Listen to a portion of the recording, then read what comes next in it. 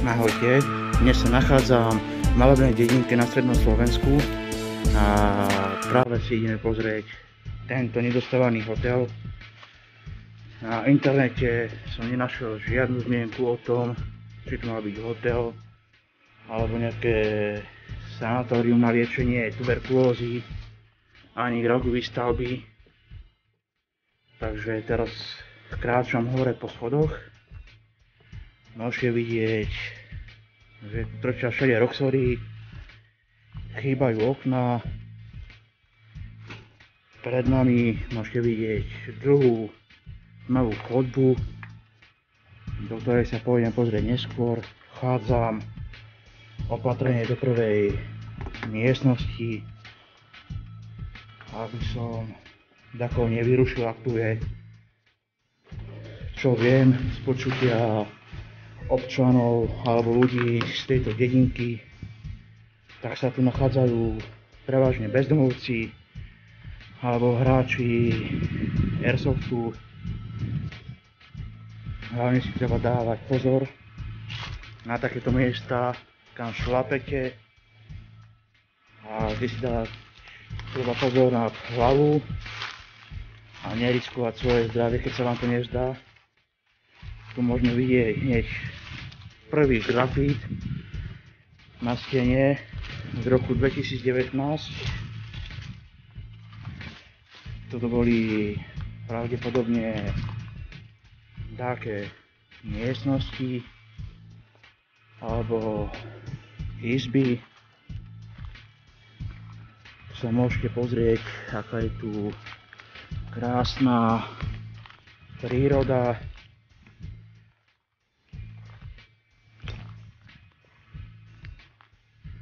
A chystám sa prejsť celý tento hotel úplne až hore na strechu, takže sa máte na čo tešiť na pekné zábery aj z vrchu. Takže pokračujeme ďalej, opatrne našlapovať.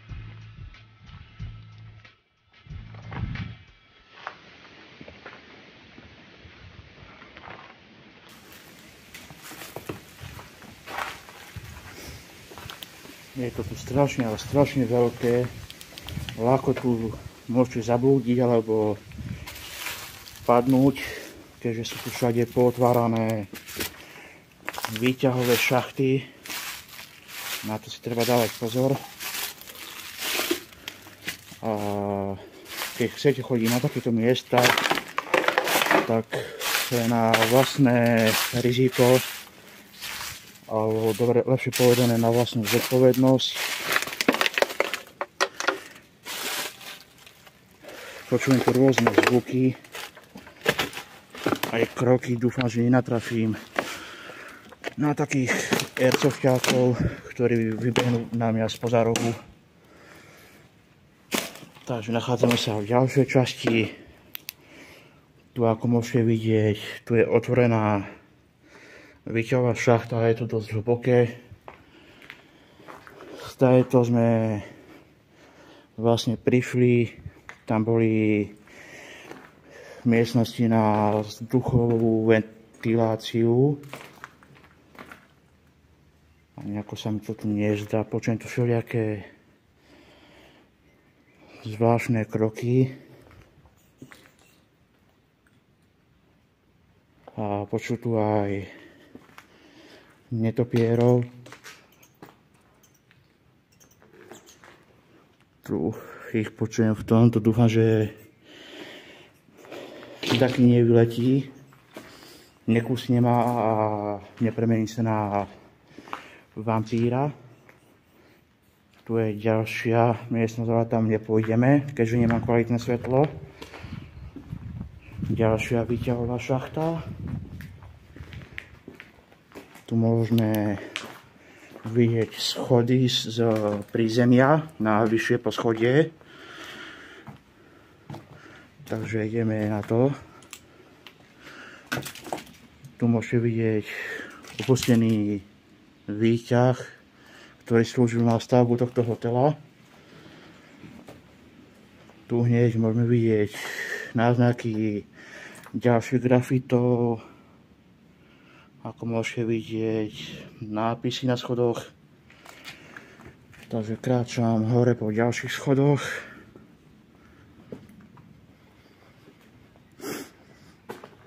Ako môžete vidieť, je to dosť veľká masívna stavba, kde ľahko prídete k úrazu.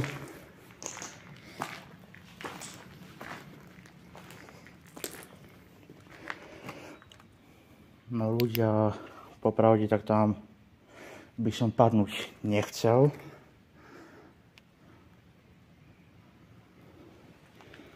Takže ideme sa pozrieť ďalej.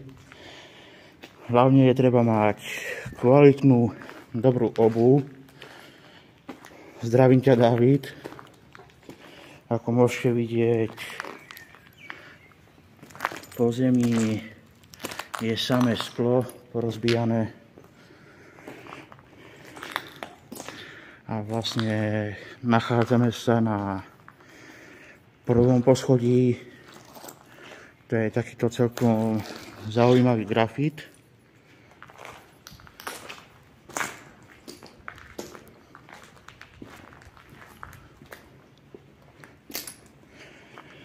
Tu môžete vidieť točité schody do podzemia, kde som vlastne bol. A čo mi vraveli známi, čo sem chodia hrávať Airsoft, že tam sa nachádza vraj nelegálna ordinácia, kde na zemi bolo plno krvi a plno injekčných striekačiek. Takže fakt si treba dávať ľudia pozor. A je to tu aj strážené, takže treba si dávať pozor, aby ma nechytil sekuriťák. Poďme pozrieť semka, čo sa tu nachádza. Tu, ako môžete vidieť, sa nachádzajú miestnosti, ďalšia výťahová šachta, schodisko, tam briskovať po tých schodoch nejdem.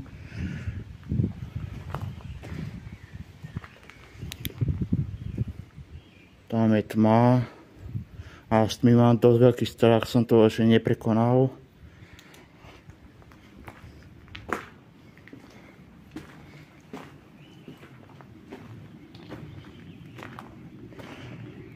Tu, ako môžete vidieť, je zaujímavý grafít na stene, ale z roku, neviem z akého to neviem povedať.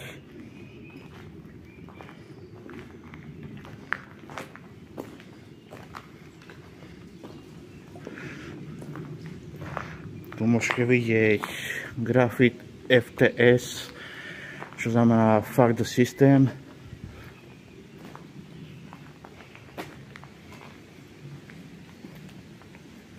Tu všade okolo tohto hotela sa nachádza príroda a vidíme sa za chvíľu. Takže kráčam po schodoch na druhé poschodie. Vlastne tento hotel vypadá úplne, ale úplne rovnako. Takže vám nebudem ukazovať úplne všetko, aby to nebolo o tom istom. Tu je ten spomínaný výťah a vlastne takto to vypadá zvonka.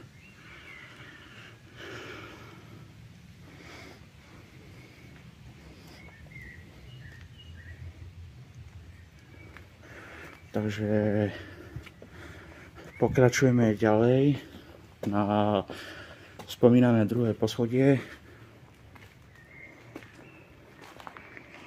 Ako ste si mohli všimnúť, tak po celej budove sú takéto nedokončené výťahové šachty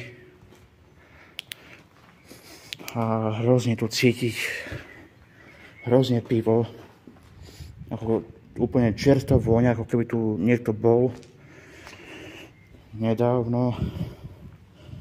A ako si môžete všimnúť, guličky od Airsoftu.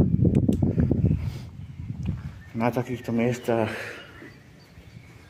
sa vyfantia aspoň na niektorých miestach opustených budov sa o to starajú.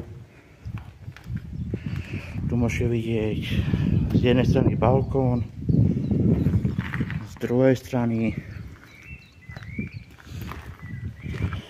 ale čo nepochopím, prečo to takto vandali ničia, kradnú meď, železo, všetko čo sa dá a potom to tak aj vyzerá.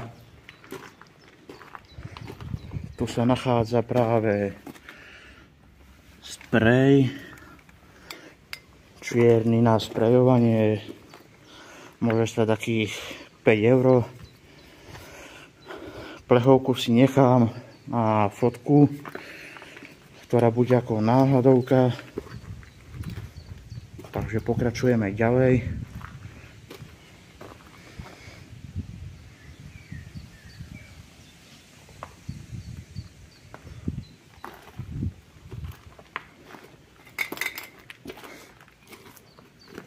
Pozrite sa ľudia na tento Roxor, ako trčí zo zeme.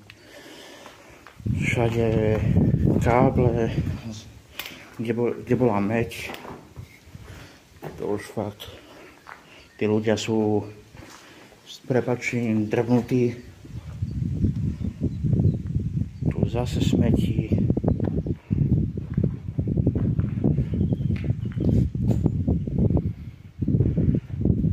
Keď som ako mladší chodil hrávať Airsoft, si pamätám to, že ako ma to chytilo a začalo ma to baviť. Pamätám si na to, že tu sme mali prvý spawn na zrodenie sa na štart hry. Tam sme mali ďalší. Dobre, vracame sa naspäť. Len si musím vyťahnuť svetlo. Ale to je tma jak v Carihrade. Takže pokračujeme ďalej.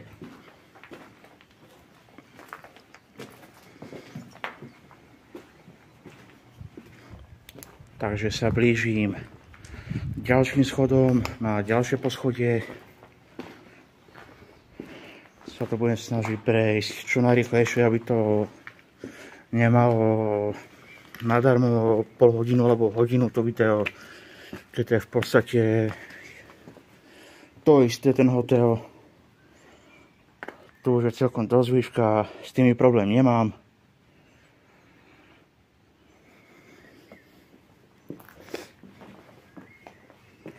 Ako môžete vidieť, na ďalších schodoch ďalšie čmáranice.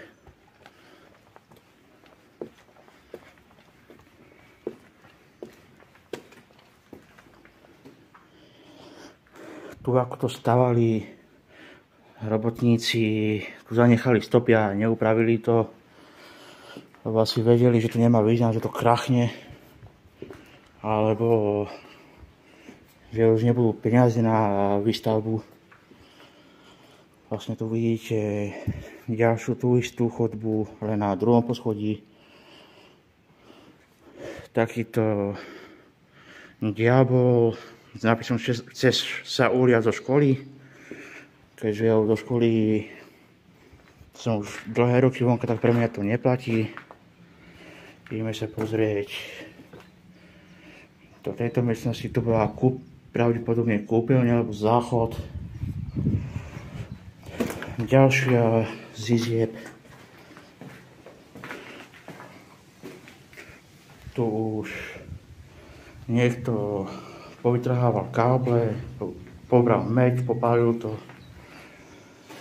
Tu ešte trčí zo steny kábel s meďou.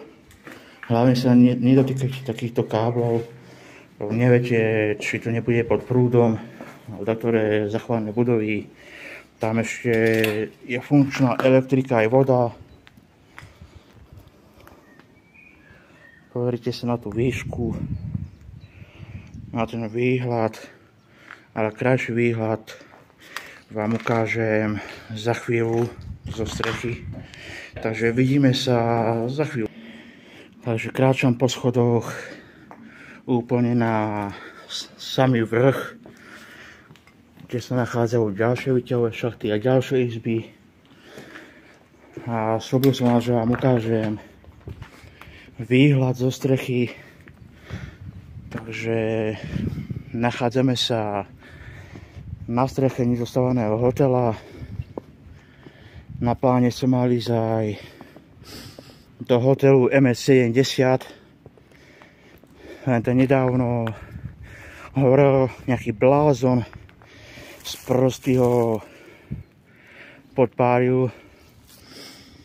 A z počutia od Urbex kolegu vravel, že tam na východe samé opustené budovy nejaký blázen podpaluje. Nechápem takýchto ľudí šľahnutých. Tak tu máte ľudia výhľad na malebnú krajinu na strednom Slovensku. Z tejto som prišiel na strechu. Tam sú ďalšie izby. A vlastne prešli sme komplet celý hotel od spodku, čiže od prízemia až hore. Týmto videom sa s vami lúčim. Ak sa vám toto video páčilo, zanechajte like, koment, odber. Ak na tomto videu bude 15 lajkov, natočím prespávačku z tohto nedostávaného hotela. Takže čus.